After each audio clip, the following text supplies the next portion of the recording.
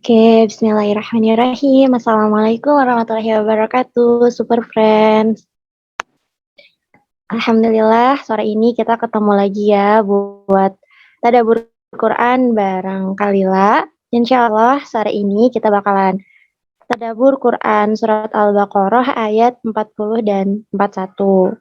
Buat Super Friends semua, silahkan segera mencari tempat ternyaman dan terbaik ya, dan juga disiapin catatannya. Karena ilmu terbaik itu diikat dengan catatan. Oke, karena udah jam 4:15, tanpa berlama-lama lagi ya, kita sapa dulu Kak Lila nih. Assalamualaikum Kak Lila. Waalaikumsalam warahmatullahi wabarakatuh. Masya Allah. Halo JJ. Halo Kak, gimana kabarnya hari ini? Alhamdulillah kenyang. Alhamdulillah. JJ gimana? Oke, Udah sarapan belum? Oh, salah ya. udah dong Kak, udah sore. Sore. Iya, gimana Kak Lila, udah siap untuk Insya Allah mulai? aku share screen ya. Teman-teman gimana nih kabarnya semua di sore Kamis ini? Sore Kamis ya? Benar. Sore Kamis. Aduh, Kayaknya mana pada ya? khusyuk ya. Oh, pada khusyuk. Kurang Masya kurang Allah baik tapi tetap sekali. semangat kata Kurang Kak Arin. baik. Nanti dibaik-baikin. Masya Allah. Ini berarti sambil healing ya Kak ya, sambil Wis, dengerin healing tadaburnya. bener. Aduh mana share screen? Oke. Aduh, aku jadi deg-degan. Asa udah lama gitunya. Masya Allah. Oke, sip. Kelihatan nggak nih? Masih, oh Share udah screen. kelihatan Kak. Aman. Oke, siap. Sip, kalau gitu kita mulai aja Oke, langsung berarti ya. silakan Kak. Oke, makasih JJ. Assalamualaikum warahmatullahi wabarakatuh. Bismillahirrahmanirrahim. Alhamdulillah ketemu teman-teman lagi di hari yang uh, agak mendung-mendung sih, tapi alhamdulillah nggak panas jadinya ya. Insya Allah kita akan lanjutin Al-Baqarah ayat 40 gitu. Ini gimana sih kok aku jadi lupa ya gimana caranya? Oh ini present. Maaf ya, nih, sudah lama ini tidak diasah kembali. Oke, halo Kak Arin juga. Sip. Nah, kalau kita langsung aja gitu ya di Al-Baqarah, tentu teman-teman juga yang familiar gitu ya dengan Al-Baqarah ini, Masya Allah, Al-Baqarah itu surat terpanjang, tapi di dalamnya itu banyak banget insight dan cerita-cerita, bahkan dari awal penciptaan, kalau kita yang dulu-dulu tuh yang kemarin-kemarin, Al-Baqarah dari ayat 1, 2, tuh sampai sekarang 40 aja, ini udah berapa episode kali ya? Itu pembahasannya panjang banget gitu ya. Bahkan satu ayat tuh bisa kita sampai 2 kali sesi gitu.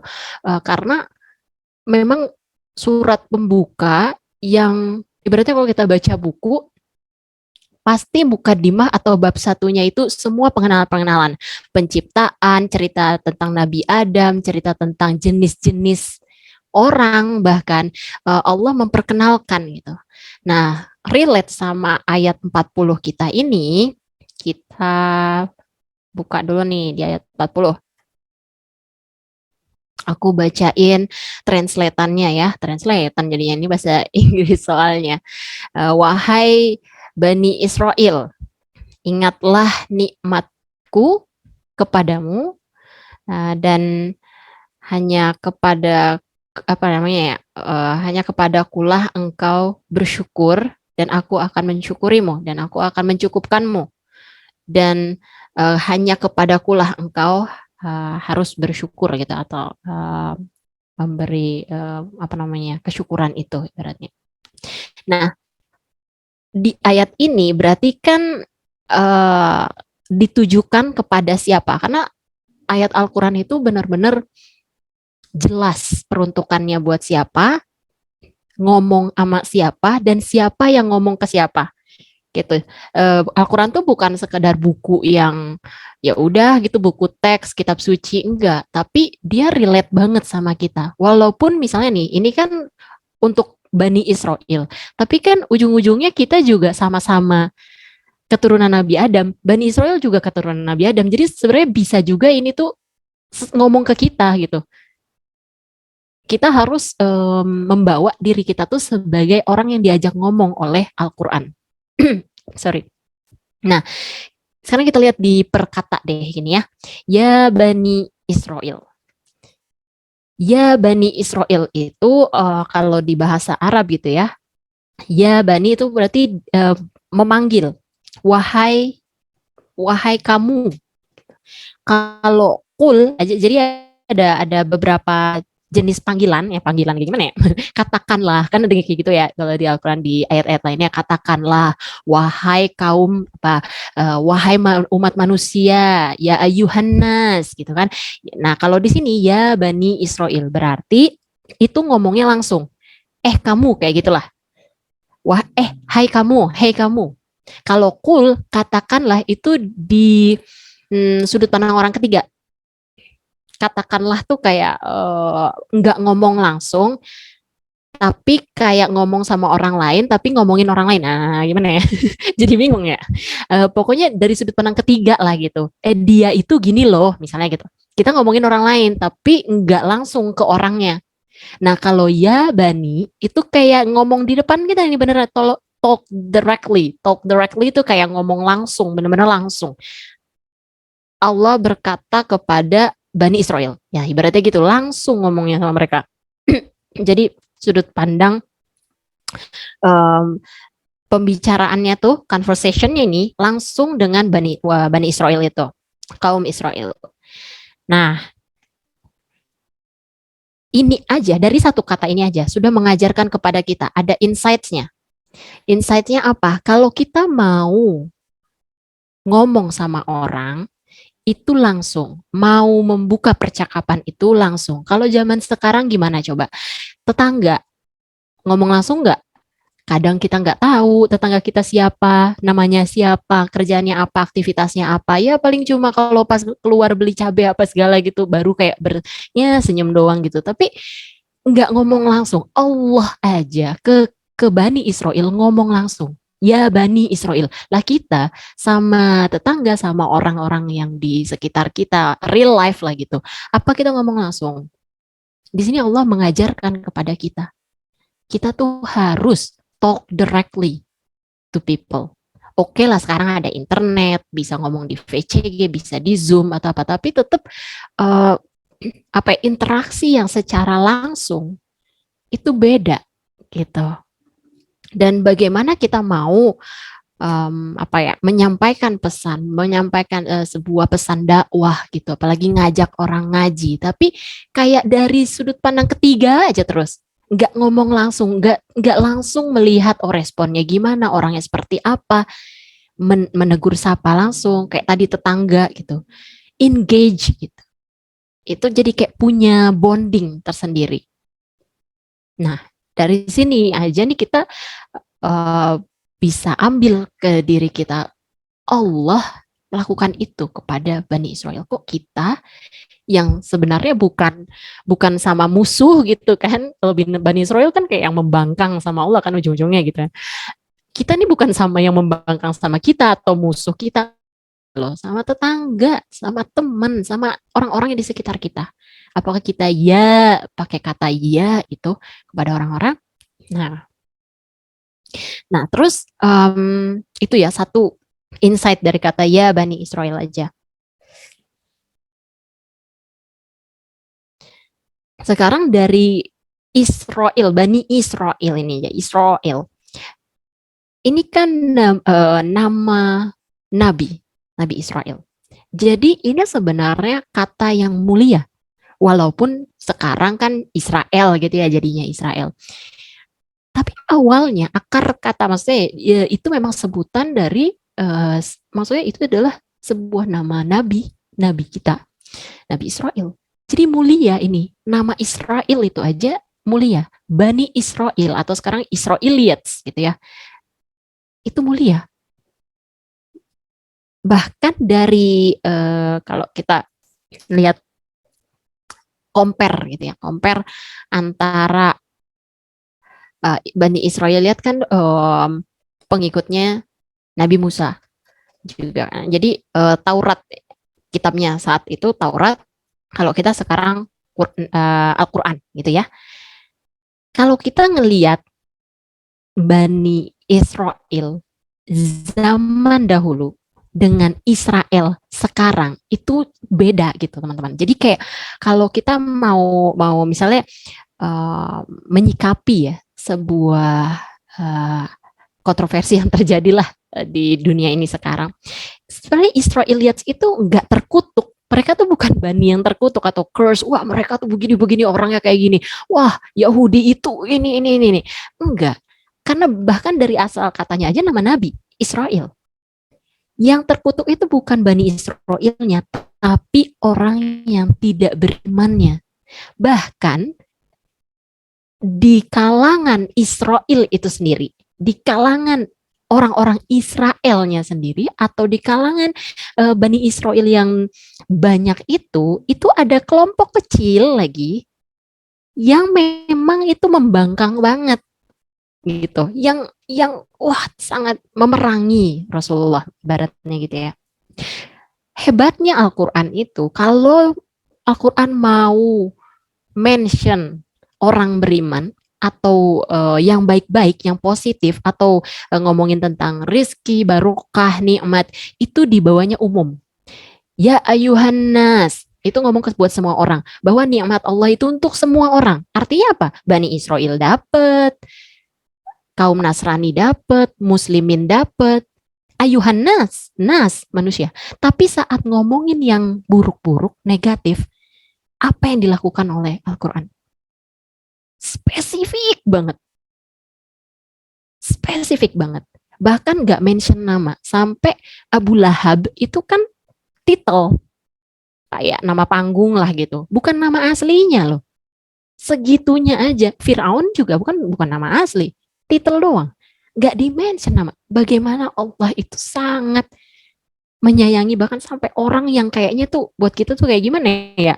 Ih, kadang-kadang kalau kita dengar berita yang buruk-buruk kan kayak langsung pengen tahu mana sih orangnya, yang mana, namanya yang mana, langsung dicari. Oh ini nama aslinya, ini KTP-nya, ini fotonya, ini apanya. Apakah Quran melakukan hal seperti itu? Enggak. Jadi kalau kita mau mengarahkan apa namanya atau menyebut lah gitu, kita nggak bisa bilang Bani Israel itu terkutuk terus ini itu segala, enggak. Karena bahkan Al-Quran aja itu masih kasih sayang Allah terhadap orang-orang yang bahkan itu udah kayak membangkang banget tuh ya. Jadi kalau kita lihat di zaman sekarang gitu, orang-orang Yahudi, Nasrani, mereka yang rugi sendiri. Ibaratnya mereka udah rugi sendiri, ngapain lagi sih perlu kita label-labelin atau kita jadi kayak menjudge gitu. Nah, bahkan gitu ya, kalau kita mau ngelihat lagi dari Israelites, kan tadi relate-nya sama Nabi Musa. Nabi Musa dimention di Al-Quran itu 70 kali lebih bahkan.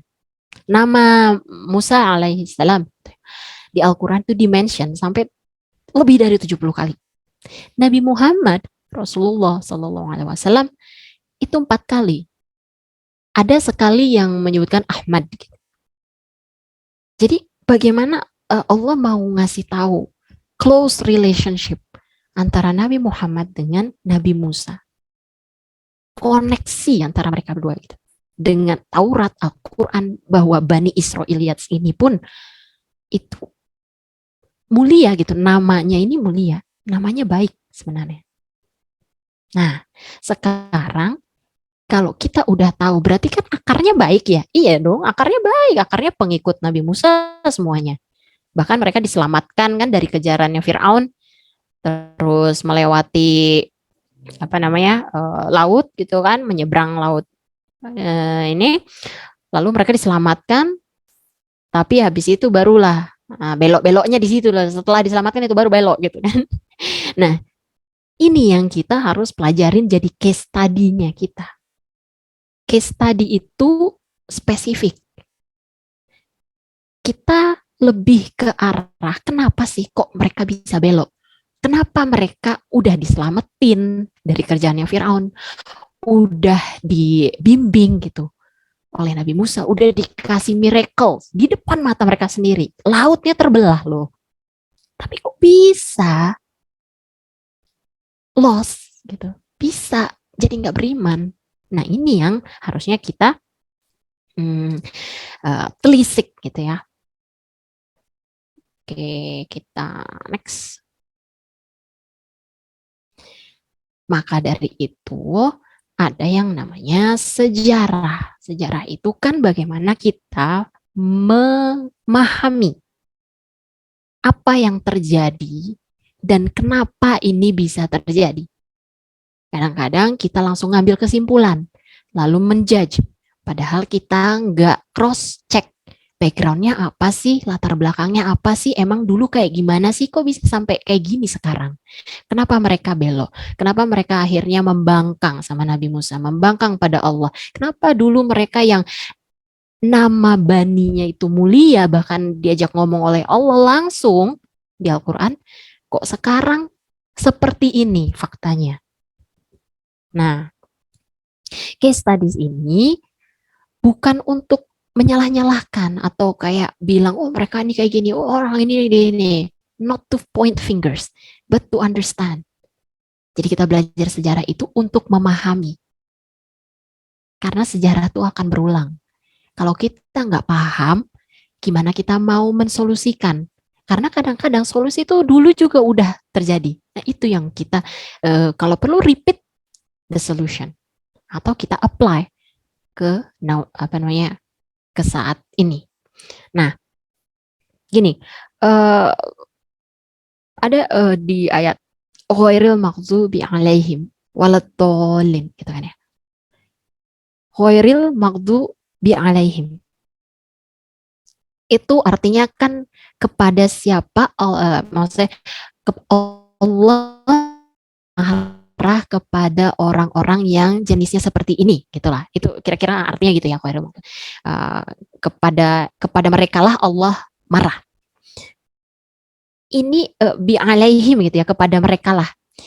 Tapi enggak, tadi ya balik ya.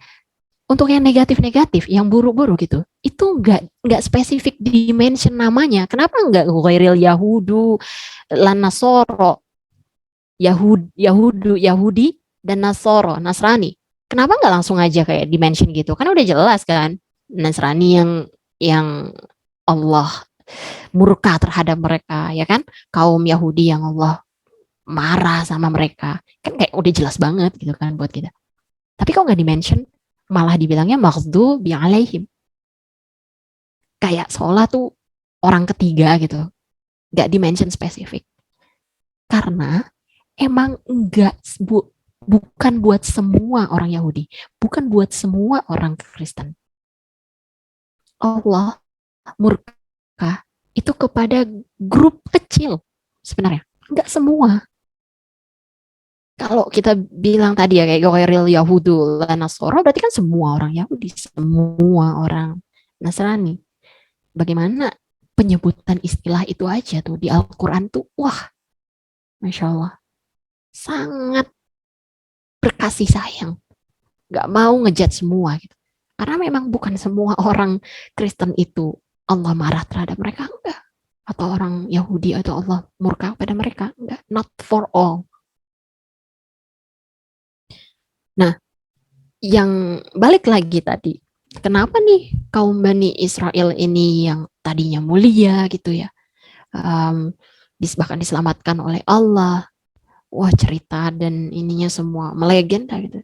Tapi kok mereka bisa belok gitu? Kenapa? Karena mereka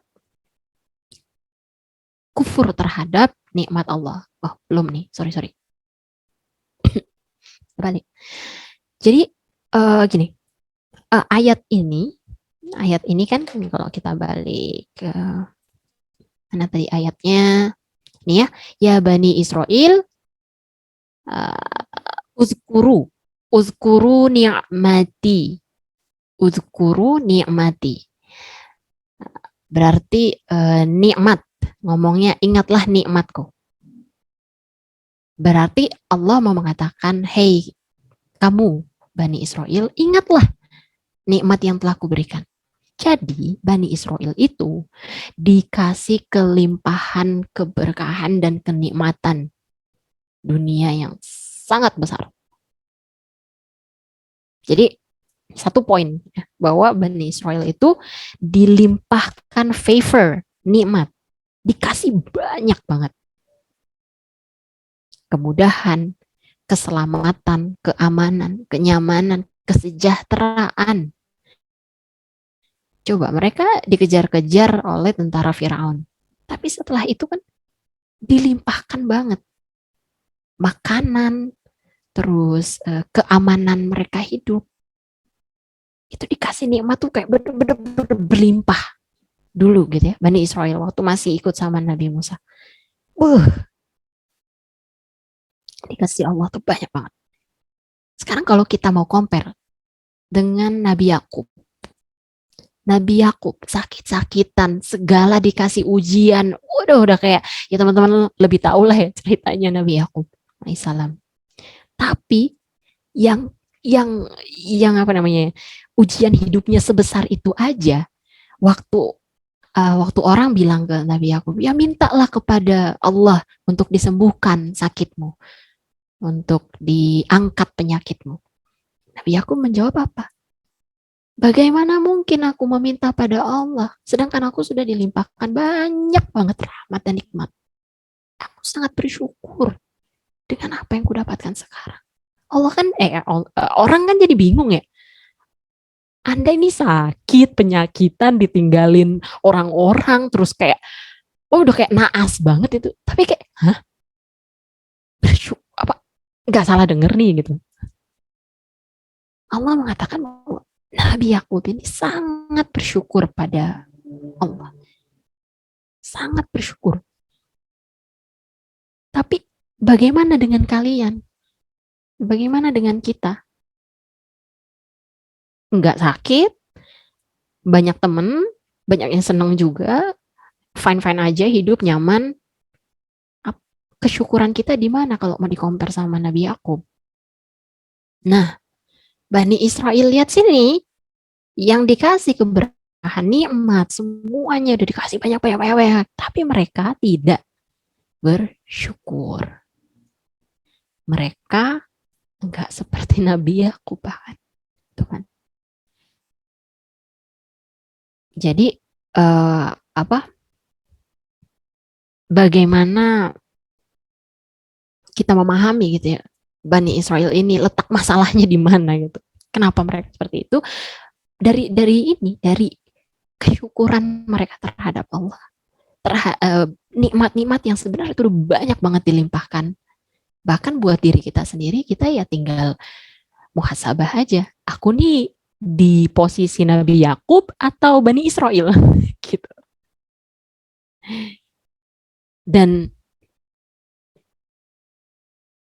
kenapa ini penting banget ya buat kita bahas juga? Karena gini, zaman sekarang itu mental apa ya namanya, mental dan mindset itu sangat beda, ya pokoknya beda banget dengan dulu. Jadi misalnya gini, analoginya, kalau kita punya penyakit, nggak diobatin, terus menjalar di dalam tubuh kita jadi lemah dong, ya kan, imun kita turun. Lama, ya makin sakit, makin lemah, makin sakit, makin lemah. Nggak ada solusi dong. Harusnya kita kan nyari akar masalahnya, akar penyakitnya. Ini dari mana? Simptomnya atau kayak gejala dari penyakit itu. Misalnya kalau kayak kita, ya misalnya dulu ya COVID gitu. Oh gejalanya tuh batuk-batuk, demam. Nah gitu kan itu simptomnya. Harusnya kita lihat tuh dari situ. Tapi ternyata kalau sekarang culture itu udah membuat kita nggak bisa lihat lagi simptomnya. Karena balik lagi tadi, sejarah itu kita nggak tahu. Nggak ujuk-ujuk langsung lihat apa yang terjadi sekarang aja. Tapi dari awal gejala dulu itu seperti apa, kenapa dulu itu terjadi, sampai jadi umat manusia itu sesakit ini, kita nggak ngerti simptomnya, kita nggak ngerti kenapa dulu tuh sakitnya apa sih, di solve dulu saat Islam berjaya, Golden Age. Bahasa Arab itu menjadi bahasa yang worldwide. Semua negara itu pakai bahasa Arab. Jadi ada bahasa nasionalnya mereka, ada bahasa Arab juga. Udah apa namanya? Ibaratnya tuh kayak mother language-nya mereka lah. Semua negara. Arabic itu, wah itu kayak kalau kalian mau science atau apa tuh, semua berkiblatnya ke Arab. Tapi sekarang apa? Ya kalau mau dapat karir jenjang yang bagus, yang worldwide atau apa, harus belajar bahasa Inggris, bahasa Jerman, Prancis, Korea, Cina. Ada yang kayak bahasa Arab gitu. Enggak. Dibikin backwards. Dibikin mundur. Dibikin kita melupakan sejarah kita sendiri. Dulu bahasa Arab yang nomor satu. Ibaratnya kayak English-nya zaman dulu itu bahasa Arab. Atau sekarang dibikin apa-apa tuh mahal, haji. Kita mau haji, mau umroh, kita mau datang kepada Allah gitu ya. Dibikin apa? Dibikin mahal banget, nunggu berpuluh-puluh tahun. Atau kita mau pakai hijab, gamis atau baju yang menutup aurat. Dibikin apa? Dibikin kayak kita yang aneh. Dibikin belok gitu. Itu yang namanya mentally colonized. Ada penyakit yang membuat perubahan di dalam di umat itu yang overtime, yang seiring berjalannya waktu makin sakit, makin sakit, makin sakit, makin sakit banget. Sampai sekarang justru kalau kita sehat kita aneh. Karena semua orang sakit. Sudah terkoloni, sudah terbajak. Mentalnya kapitalis, liberal, materialistis. Mindsetnya, oh jangan beragama ya udah cukup sholat doang. Sudah terbajak, sudah belok gitu. Padahal kalau kita belajar sejarah, dulu Arab itu nomor satu bahasa Arab. Dulu, wah orang tuh mengeluh-elukan Islam, semua tuh kayak berasa yang masuk ke dalam kekuasaannya Islam itu wah makmur, golden age-nya banget. Sejarah kita tuh kayak gitu dulu. Tapi ada penyakit, nah gitu ya, yang seiring berjalannya waktu menjangkiti dan makin besar, makin besar, makin besar, makin besar, sampai tertransformasi. Culture kita tuh terubah. Gitu. Sampai apa? Sampai dari sampai kita tuh kehilangan identitas. Sampai kita udah nggak tahu lagi kita ini siapa. Atau kita sebagai apa. Banyak Muslim yang kehilangan jati diri Muslimnya. Ya, Islam KTP lah, Islam liberal lah, Islam jalur mana. Jadinya apa namanya ya? Karena kita nggak paham gitu. Oh dulu tuh ternyata Islam tuh berjaya loh, Islam tuh hebat. Bahasa Arab tuh hebat. Dulu tuh kayak gini ternyata sejarah. Bani Israel tuh dulu itu adalah kaum yang mulia gitu, umat yang mulia. Dengan kita ngerti sejarah, the stronger sense of identity we have. Kita akan punya identitas yang lebih kuat. Identitas kita. Gitu. Kayak kita sekarang deh misalnya. Kita tahu kakek kita, orang tua kita. Atau gini, contoh ya. Di sebuah keluarga, tiba-tiba sang anak sudah sudah besar, udah dewasa gitu ya. Udah dewasa, terus dia mau numbuhin jenggot gitu kan. Terus keluarganya bilang, "Hah? Seriusan lu mau numbuhin jenggot? Kenapa? Mau ngapain nih? Udah dikata-katain, udah apa? Dibilang aneh. Atau yang muslimah, pakai kerudung panjang sedikit, kamu nanti nggak bakal dapet jodoh.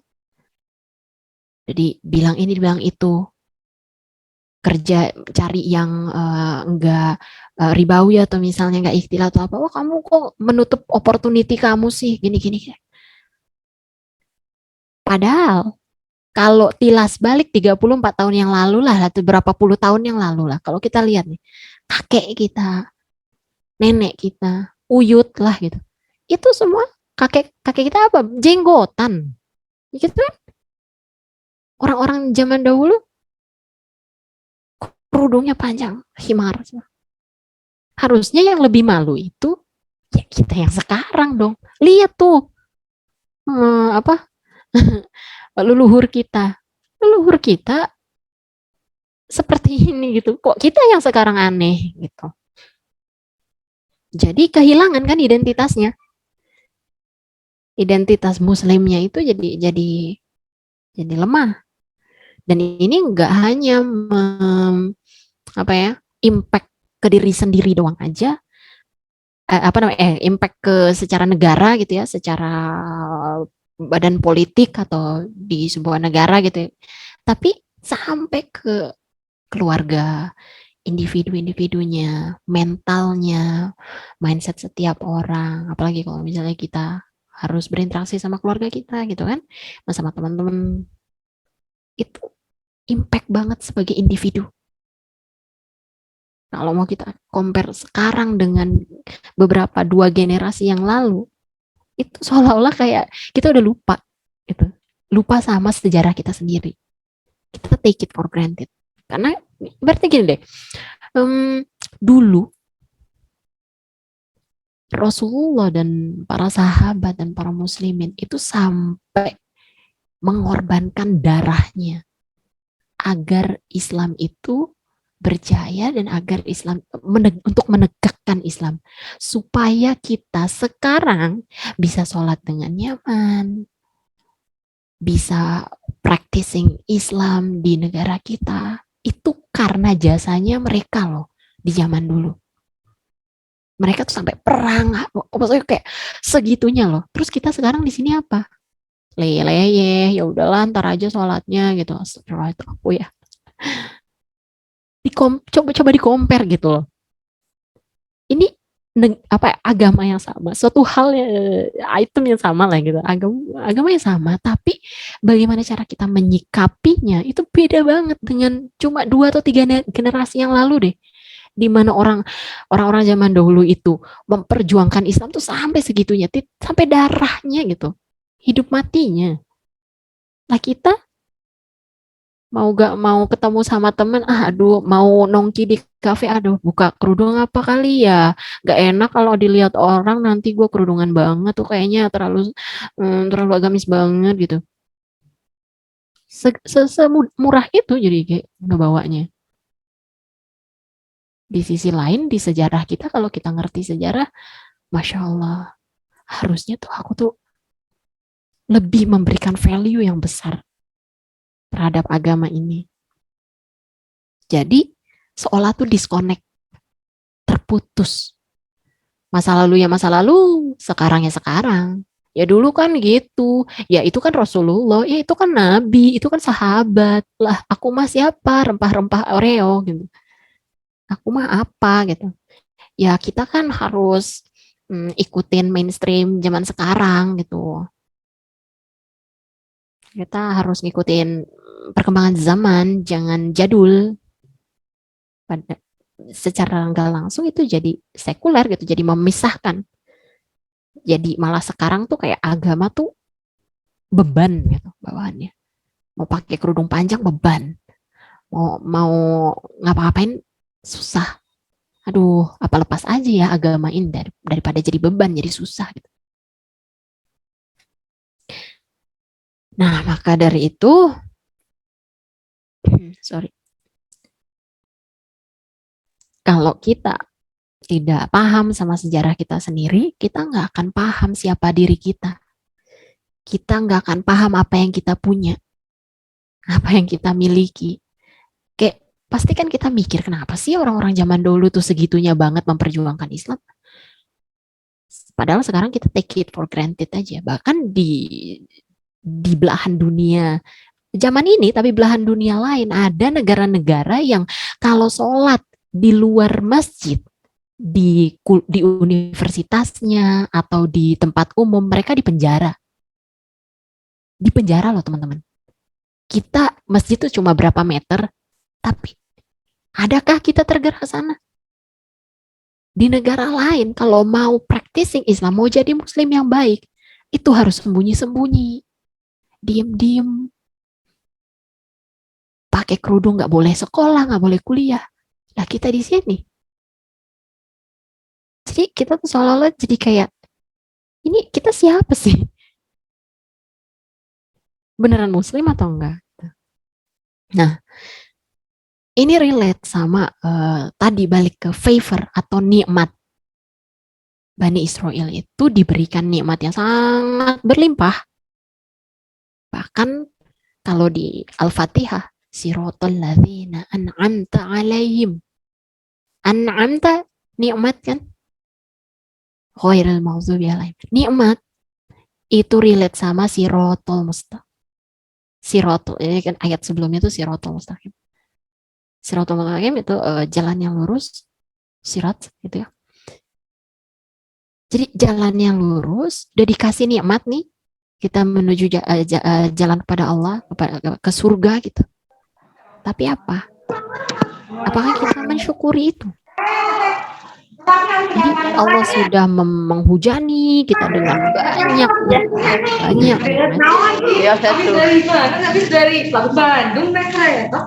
gitu ya, banyak nikmat, tapi yang kita lakukan apakah jangan-jangan seperti Bani Israel gitu, yang sebenarnya udah ditunjukin ini nih jalan yang lurus, ini nih jalan yang ke surga, nggak mau, aku maunya belok gitu.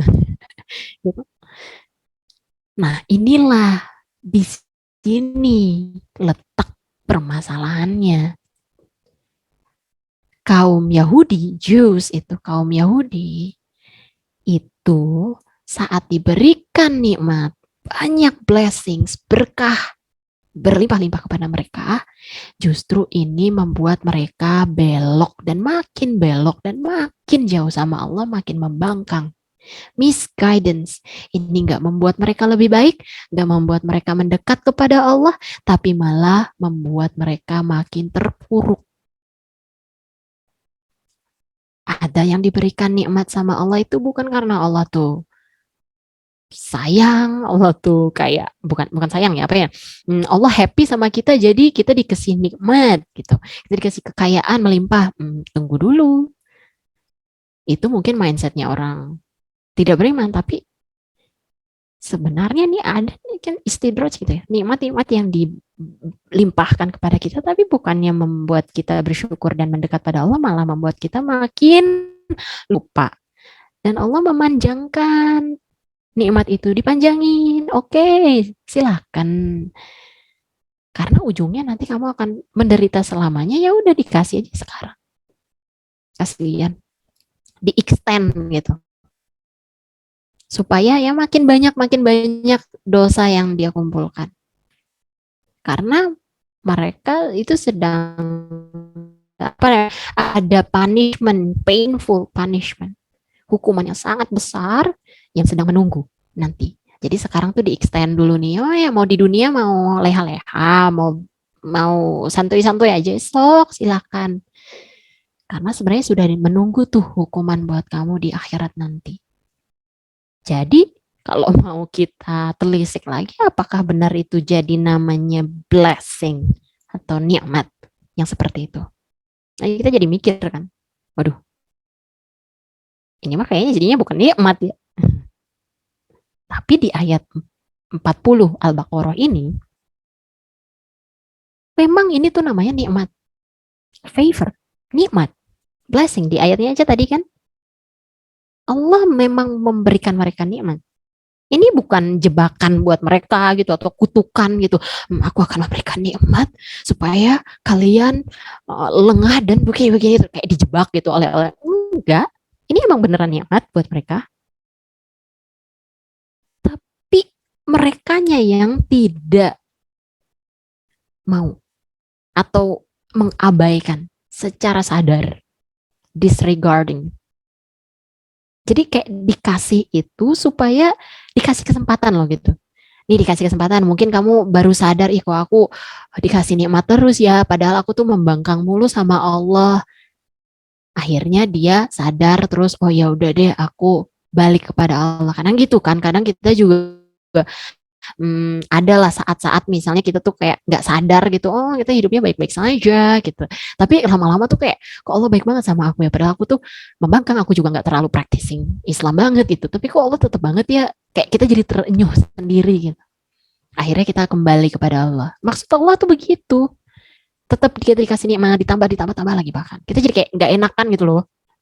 Sama orang yang memberikan kita baik terus sama kita, kan kita jadi kayak nggak enakan. Tapi ada orang yang bukannya nggak enakan, malah ya udah gitu. Malah disregarding it itu at all. Itu adalah kaum yang tidak menurut pada Allah secara terbuka. Belak-belakan, terang-terangan memerangi Allah. Padahal mereka tuh udah dikasih banyak keberkahan. Dikasih power, dikasih kemenangan, keselamatan, kesejahteraan, elit. Tapi malah korup, malah merusak. Dan akhirnya gimana? Mereka dihancurkan. Sebani-bani itu, satu umat itu semuanya dihancurkan. Ujungnya itu. Wallahu alam kalau yang zaman sekarang ya, tapi kan dulu, ya kalau cerita-cerita dulu ya gitu kan. Ujung-ujungnya ya hancur mereka semua. Jadi gimana sih Allah tuh sebenarnya menjudge kita, menjudge manusia, itu nggak bisa kita bawa dengan simple. Oh kalau Allah happy dengan aku, artinya ciri-cirinya adalah Allah ngasih aku banyak nikmat, Allah mempermudah urusanku, aku dapat ini dapat itu. Kayaknya Allah seneng nih sama aku karena aku lancar-lancar hidupnya, bahkan aku banyak dapat kebahagiaan. Tidak semudah itu Ferguson gitu ya, tidak sesimpel itu gitu. Karena hakikatnya tuh dunia kan ujian. Mau kebahagiaan, mau kesedihan, kegalauan, kesenangan, semuanya ujian. Jadi di dunia itu, kalau kita dapat harta, kita dapat kesenangan, kebahagiaan, bisa dua. Bisa jadi itu adalah blessing atau rahmat yang memang Allah berikan kepada kita, atau bisa jadi itu menjadi kutukan justru buat kita. Ya udah jadi kufur, kita jadi lupa. Contohnya, kalau yang jadi blessing, yang jadi nikmat, kalau kita diberikan harta atau apa, contohnya Nabi Sulaiman alaihissalam. Hartanya melimpah, tapi itu menjadi nikmat, memang rahmatnya. Item yang sama, harta, kebahagiaan, kesenangan, power. Tapi ini menjadi kutukan. Siapa? Firaun, Korun, un gitu ya belakangnya. Jadi ini hal yang sama. Apapun di dunia ini ya teman-teman. Handphone, laptop, baju, kerudung, apapun, item apapun, bahkan diri kita sendiri, perkataan, lisan, itu bisa jadi dua. Antara itu jadi berkah, rahmat, nikmat, atau itu jadi kutukan bahkan jadi bagi kita. Yang miskin juga, yang gak dikasih nikmat, atau maksudnya gak dikasih dunia gitu. Ada Nabi Ibrahim, gak punya rumah, miskin. Tapi itu malah menjadi berkah, nikmat buat beliau, kemiskinan itu. Tapi ada juga yang miskin terus jadinya juga kufur. Jadi itu gak bisa kita ngejudge atau kita kayak mikir, wah ini kalau lagi dikasih penyakit gitu, aku sakit gini berarti Allah marah sama aku. Oh, kalau aku dikasih sehat, aku dikasih banyak ini Allah lagi senang sama aku. Enggak kayak gitu. Hakikatnya dunia tuh ujian, semuanya ujian. Gitu ya. Kita akan diuji dengan hal-hal yang baik kita juga akan diuji dengan hal-hal yang buruk. Yang mau dilihat tuh apa berarti? Yang mau dilihat adalah apa yang akan kita lakukan dan bagaimana kita menyikapinya. Allah mau lihat itu. Allah enggak apa yang namanya ya? Ibaratnya nih kayak ya gimana ya? Allah menguji kita kan bisa tadi ya dengan hal yang baik, dengan hal yang buruk. Mau ngelihat apanya sih? Mau nguji apanya sih? Kalau dikasih yang baik, kita bersyukur enggak? Kalau dikasih yang buruk, kita bersabar enggak? Dan bagaimana kita menyikapinya? Apa kita nyalahin Allah? Kok aku kayak begini ya Allah? Kenapa aku? Atau kita akan bersyukur, wah alhamdulillah ya ini mungkin penggugur dosaku. Kalau kita dikasih kesedihan, penyakit atau kesulitan, ini mungkin penggugur dosa-dosaku yang dulu. Ini mungkin wasilah pahalaku yang kurang. Jadi Allah mau nguji itunya. Makanya jangan sampai masuk jebakan mindset trap. Mindset trap inilah yang menjebak banyak kaum Nasrani dan Yahudi. Oke, jadi apapun hal yang diberikan di dunia ini, itu bukan namanya suksesan, bukan namanya kegagalan. Sukses itu kalau masuk surga, gagal itu kalau masuk neraka. Jadi nggak ada namanya, oh, aku udah sukses nih, udah punya perusahaan ini, aku udah punya anak, terus anak-anakku soleh, anakku baik, atau aku hidup bahagia gini, aku udah sukses, dia udah sukses. Nggak ada. Sukses itu kalau masuk surga. Ya berarti orang bisa dibilang sukses kapan? Nanti, nggak bisa dibilang sekarang. Selama dia masih hidup, ada peluang sukses, ada peluang gagal. Jadi semua yang terjadi di hidup kita itu, apapun yang diberikan kepada kita itu semuanya ujian. Cuma ujian. Bukan kesuksesan, bukan kegagalan. Tapi banyak orang jatuh pada jebakan mindset ini. Kita lihatlah ke kaum Nasrani. Ajaran Nasrani itu gini, kalau yang sermon itu apa ya, kayak ceramah lah, ceramahnya yang biasanya minggu pagi gitu ya, misal disebutnya gitu. Mereka mengatakan gini, surga itu sudah terjamin. Yesus tuh menyelamatkan kita semua. Jadi kita tidak perlu khawatir lagi kita masuk neraka atau surga. Kita sudah pasti masuk surga karena kita pengikut Yesus. Karena kita beriman pada Yesus. Jadi surga itu sudah terjamin pasti bagi orang Kristen. Ini sermonnya mereka gitu ya. Akhirnya apa? Sudah tidak ada masalah. Gak usah pusing mikirin akhirat. Gak ada yang namanya akhirat itu gitu. Maksudnya gak usah dipikirin. Afterlife udah pasti. Kalian pasti masuk surga. Mau siapapun. Yang penting kalian Kristen, udah pasti masuk surga.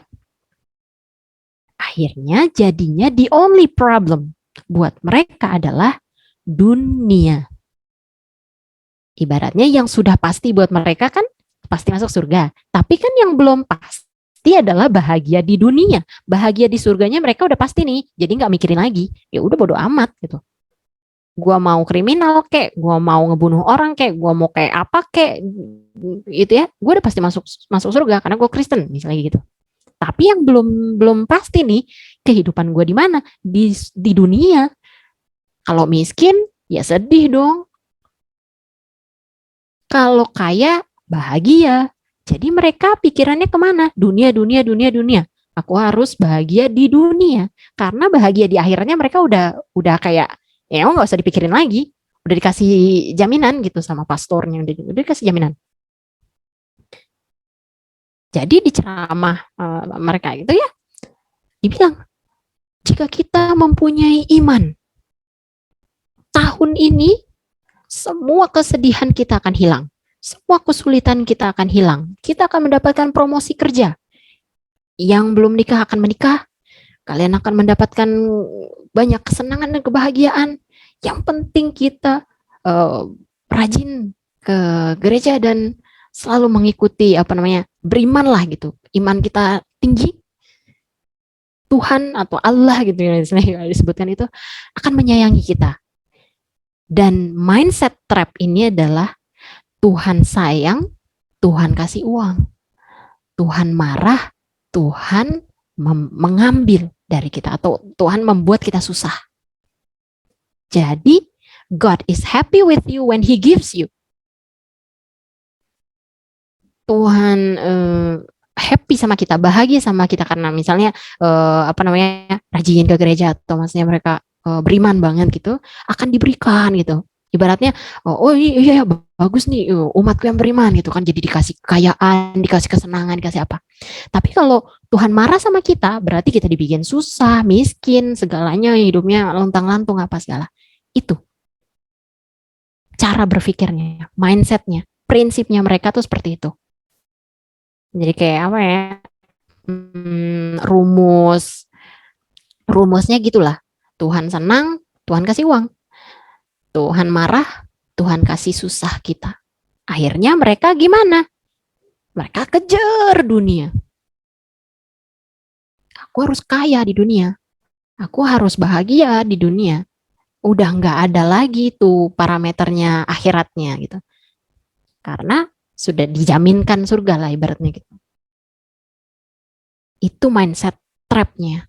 Dan ini di zaman sekarang menjebak umat muslim juga. Yang penting muslim udah pasti masuk surga gitu kan. Toh aku sholat, ya pasti masuk surga. Tapi ternyata akhirat kita itu kan tidak segitunya gampang dijaminkan. Muslim zaman sekarang malah jadi terbudakkan oleh nikmatnya sendiri, bukan yang memberikan nikmat. Kita harusnya menjadi hamba Allah, kita malah jadi hamba uang yang diberikan Allah, harta yang diberikan Allah, berkah yang diberikan Allah, anak yang diberikan Allah, suami atau apapun lah, nikmat-nikmat dan keberkahan itu. Kita tuh menghambanya sama itemsnya, produknya, bukan orang yang memberikannya, bukan Allah yang memberikannya atau zat yang memberikan kita. Harusnya kan kita tuh terima kasih sama siapa? Bukan terima kasih sama barang yang kita dapat dong, ya kan? Kita harusnya terima kasihnya sama yang memberikan. Tapi mindset trap ini membuat kita tuh menghambanya sama dunia. Aku harus kaya, aku harus lulus ini, lulus itu, aku harus begini, harus begitu. Jadi terobsesi dengan nikmat itu sendiri. Aku ingin mendapatkan banyak nikmat. Aku ingin mendapatkan banyak rezeki dan lain-lain. Harusnya kita kan menghambanya sama Allah yang memberikan. Kalau kita ibaratnya ya jadi kayak salah arah gitu loh. Bukannya kita menghamba pada Allah, malah kita menghambanya pada si nikmatnya itu sendiri. Dan mindset trap ini juga jadinya kayak tadi, gak terlalu mikirin akhirat, karena seolah itu sudah dijanjikan, seolah sudah tergaransi.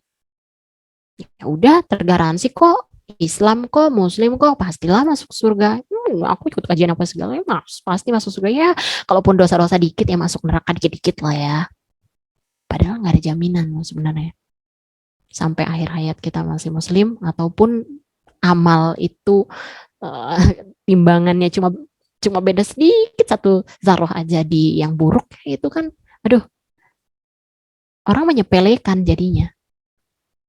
Tidak sadar ya, meremehkan akhirat, sehingga jadinya fokusnya kemana? Ke dunia. Tapi kalau kita fokusnya ke akhirat, dunianya insya Allah dapat. Karena ujung-ujungnya dunia itu kan ujian lagi. Orang dikasih berkah bisa jadi ujian, dikasih susah juga bisa jadi ujian, dikasih sulit bisa jadi ujian yang memang menyulitkan kita, tapi bisa juga jadi malah kita harusnya bersyukur dapat ujian, dapat kesulitan. Dua-duanya akan berikan output atau outcome yang berbeda gitu. Ini sebenarnya oh ya tadi terbudakkannya enslaved gitu ya. Sebenarnya masih ada lanjutannya ayat 40, tapi insya Allah sampai situ dulu ya teman-teman, biar kita juga benar-benar memahami dulu dan mengaplikasikan kepada diri kita sendiri, muhasabah ke diri kita sendiri. Gimana sih selama ini kita ngelihat dunia? Apa jangan-jangan kita salah persepsi sama Allah? Allah marah sama aku, jadinya aku dibikin sakit, aku dibikin hilang uangnya, aku dikasih dibohongin orang, dikhianati dan lain-lain. Jangan-jangan jangan-jangan Allah lagi marah sama aku. Enggak. Dan kalaupun kita mendapatkan kekayaan, kemudahan, terus serta-merta kita berpikir, oh, Allah lagi seneng ya, happy ya sama aku, Allah lagi enggak juga. Mulai kita Allah itu sayang sama kita dalam keadaan apapun. Allah sayang banget sama kita. Justru Allah kasih kita ujian, kesulitan karena sayang. Dan Allah kasih nikmat karena sayang juga. Jadi hati-hati kepada mindset trap yang sudah secara sejarah, kalau kita tilik di sejarah, itu yang membuat mereka tuh yang tadinya mulia menjadi wah, bablas. Oke, segitu ya dari aku teman-teman. Ntar insya Allah kita buka sesi tanya jawab. Aku balikin ke Momot aja. Oke? Alhamdulillahirrahmanirrahim. Alhamdulillahirrahmanirrahim. Masya Allah, jazakillah khair Kalila untuk ilmunya ya pada sore hari ini. Masya Allah banget, ternyata super friend semua. Al-Quran ini benar-benar pedoman kehidupan ya, karena di situ komplit banget gitu. Gimana caranya kita menghadapi sebuah nikmat, bagaimana kita menghadapi sebuah ujian gitu ya. Ini ilmu baru nih Kak, khususnya buat aku gitu. Dan tadi notice banget kalau dari aku terkait sejarah, bener ya kalau ternyata kalau kita tahu sejarahnya, kita paham tentang sejarah kita sendiri gitu sebagai seorang muslim, kita tuh nggak akan pernah malu, justru akan sangat bangga gitu ya menjadi seorang muslim. Oke, buat Masih support. amit ya. Betul, betul banget.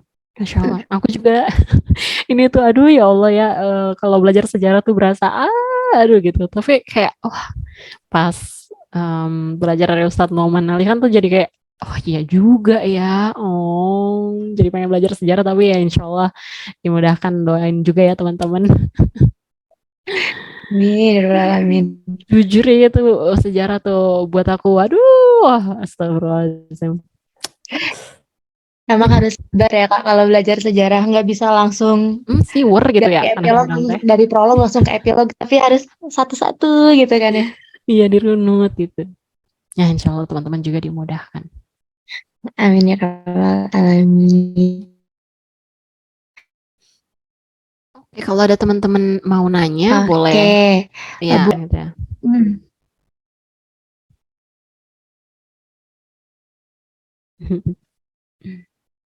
Mau on mic, mau di kolom chat, sabep bebas.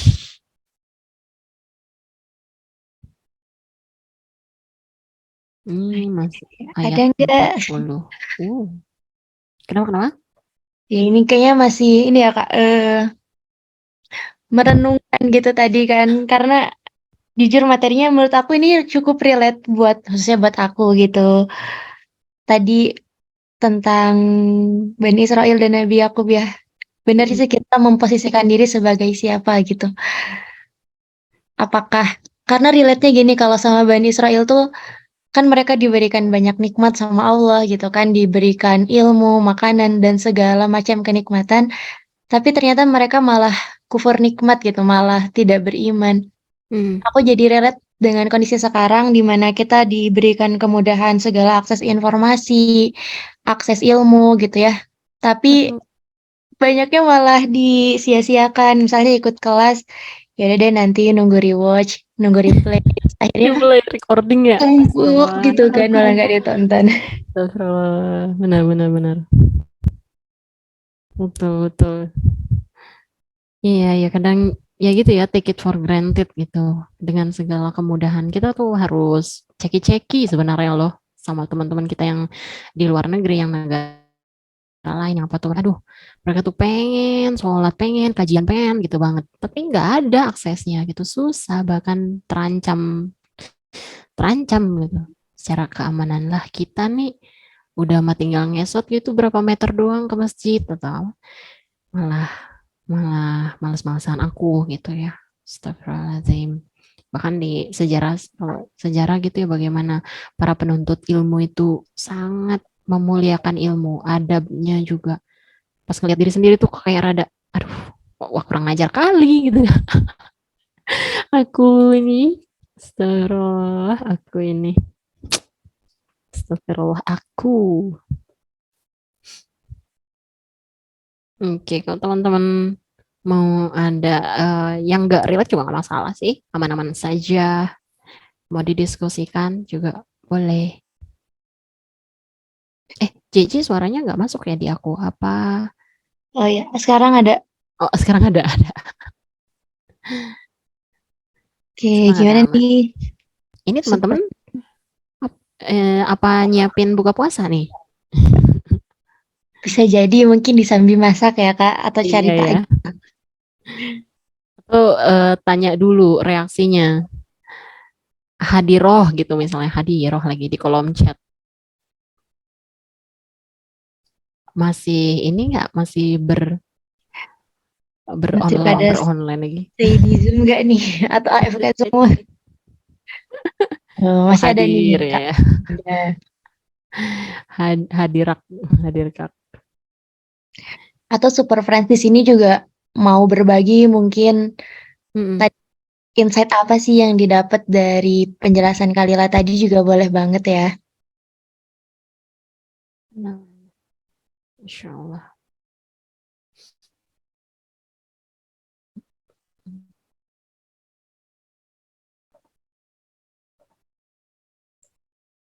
Ada atau sudah cukup mungkin masih Kayaknya ya sih apa aman lah namanya insya ya aman ya insya Allah ya. Iya, iya. Iya.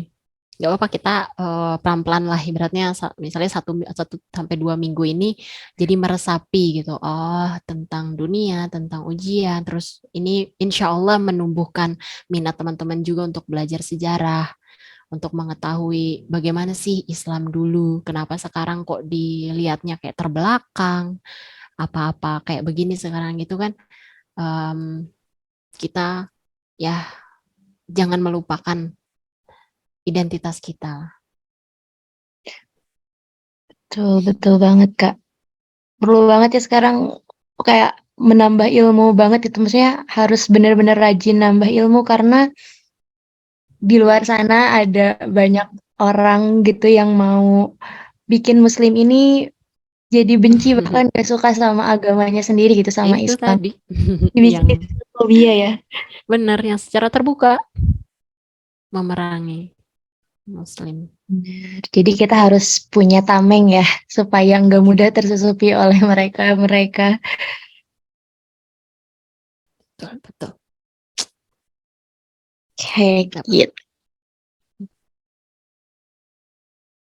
Oke. Kayaknya aman lah insya Allah ya teman-teman. Hmm, apa namanya nih, mau jam maghrib juga.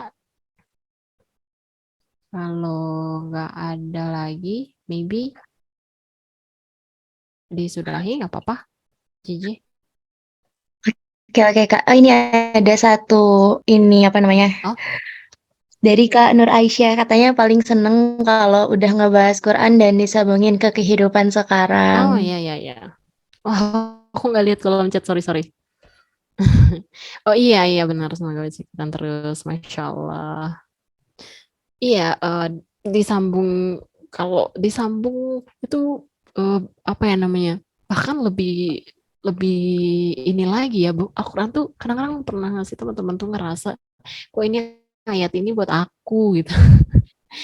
Ayat ini random gitu, buka Quran terus dapat ayat, kok ini ayat ngomongnya kayak ngomongin aku, ngomongnya buatku. Karena aku juga kalau misalnya belajar buat ngisi tadabbur gini ya, belajar dulu kan gitu. Hmm. Maaf ya, saya mah cuma translator doang gitu. Itu kayak ada banyak hal tuh kayak yang menohok banget. Dan kayak gimana sih kalau kita tuh ditegur, tapi ini tuh ditegurnya sama Quran langsung gitu kayak ih gak mau aku sampai kayak beberapa kali juga udah diem dulu gitu kayak maksudnya bilang ke Ustadz Noman udah diem dulu Ustadz diem dulu, oke aku pause dulu aku pause dulu, I can't take it anymore, like stop for a while, let's give it a break. I need time for myself to kayak aduh gue nggak bisa dulu nih, bentar dulu gitu kayak, karena tuh berasa kayak lah kok ngomongin aku sih gitu, kayak nggak terima tapi iya bener gitu. Atau kadang-kadang tuh saking terenyuhnya tuh kayak oh gitu, kayak mau nangis dulu, mau ya emosi itu bergejolak dulu gitu, baru habis itu bisa dilanjutin. Kita kalau belajar Quran tuh ya apa ya, pakai pakai perasaan sih jadinya. Bener, bener, bener banget. Harus disediakan waktu dan isi yang mumpuni. Dan ini jadi bukti banget ya Kak, kalau Al-Quran itu memang berlaku sepanjang masa gitu. Nggak mungkin Iya, benar-benar. ketinggalan zaman atau harus di-upgrade gitu kan. Betul, betul. Benar-benar. Kalau buku lain ya spesifik gitu. Kalau kamus ya buat orang yang belajar bahasa itu doang. Kadang-kadang juga ada bahasa yang untuk akademisi, ada bahasa yang untuk kaum tenggelam misalnya gitu kan. Itu kan ada target-target pasarnya, niche-nya gitu. Nggak bisa buat semua gitu. Tapi Al-Quran tuh buat semua, buat zaman dulu sampai sekarang, sampai sampai selama-lamanya gitu, maksudnya bisa ya sebuah buku tapi tuh apply ibaratnya, apply buat semua orang di segala waktu. Masya Allah.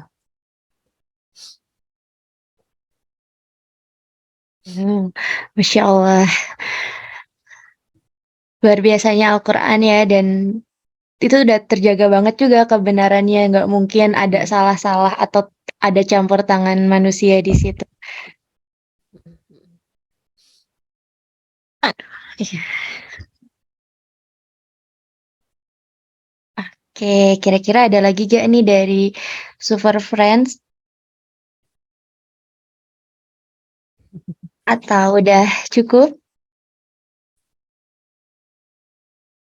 Oke, mungkin udah cukup kali ya Kak, karena udah menjelang azan juga mungkin Oke. beberapa Super Friends di sini ada yang nyiapin buat buka puasa dan sebagainya. Masya Sebelum Allah. ditutup dari Kak Lila ada closing statement dulu nggak nih Kak? Oke.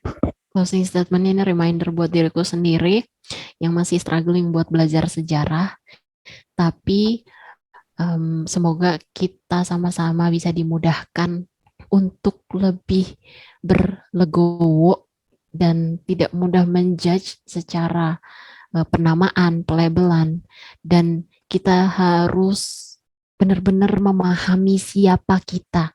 Dulu generasi Muslim itu siapa dan apa yang kita punya. Dulu tuh kita ternyata berjaya, kita tuh hebat, mempunyai banyak hal, mempunyai ilmu perpustakaan, ilmuwan-ilmuwan yang itu mencengangkan dunia, dielu-elukan. Bahasa Arab itu menjadi bahasa internasional. Dan kiblatnya orang-orang mau belajar sains, ilmu pengetahuan saintek itu ke kaum Arab. Itu dulu loh, sejarahnya dulu kayak gitu. Kok sekarang, nah berarti kan ada transformasi di situ, ada perubahan. Inilah yang patut kita pahami dan benar-benar telusuri supaya apa? Kita bisa mengaplikasikan ke diri kita sendiri. Kok aku sekarang misalnya gitu kan nggak kayak dulu, atau gimana sih caranya shifting, atau oh ternyata aku nih lagi kena mindset trap yang tadi. Dari sejarah itulah kita bisa memahami apa yang harusnya kita lakukan, bagaimana kita mensikapi dunia ini, apakah bagaimana kita melihat Allah itu menjudge kita tuh seperti apa. Apakah Allah senang sama aku, Allah marah sama aku, terus bukti-buktinya itu seperti apa? Jangan sampai kita terkena jebakan-jebakan syaitan yang mencari kawan untuk dibawa terjun payung gitu ya. Nah, seperti sermon atau kisah-kisah umat yang terdahulu. Kita itu umat yang mulia. Bani Israel lihat itu juga mulia, nobles, bahkan nama nabi. Tapi bagaimana kita yang mulia ini kok malah menjadi insecure karena kita kehilangan identitas kita dan kita nggak sadar bahwa yang punya kita emas tapi tertutupi lumpur. Di mana orang-orang bilang, buanglah lumpur itu, busuk, buruk, jelek, buanglah agamamu gitu. Karena itu buruk, busuk, padahal di dalamnya itu emas. Kalau kita tahu sebenarnya itu emas, mau apapun yang dilakukan orang-orang sekitar kita atau apapun yang terjadi, insya Allah kita akan pegang agama ini seperti perjuangan di masa lampau. Insya Allah gitu ya teman-teman, semangat, doakan aku juga. Amin, Allahumma amin. Amin ya rabbal alamin, Masya Allah. Jazakillah khair Kalila untuk tadi ya materi dan reminder di akhir. Teman-teman semua juga. Oke, mudah-mudahan juga itu bisa menjadi booster keimanan dan juga penyemangat kita ya untuk terus menuntut ilmu agama, khususnya di Al-Quran. Mungkin untuk sore hari ini segitu aja, Super Friends. Aku selaku MC di sini minta maaf kalau misalnya ada salah-salah kata. Kita tutup dengan hamdalah, alhamdulillahirrabbilalamin, istighfar 3 kali, astagfirullahalazim, astagfirullahalazim, astagfirullahalazim, dan doa penutup akhir majelis. Subhanakallahumma wa bihamdika asyhadu an la ilaha illa anta astaghfiruka wa atubu ilaik. Jazakumullahu khair yang sudah bergabung semua. Assalamualaikum warahmatullahi wabarakatuh.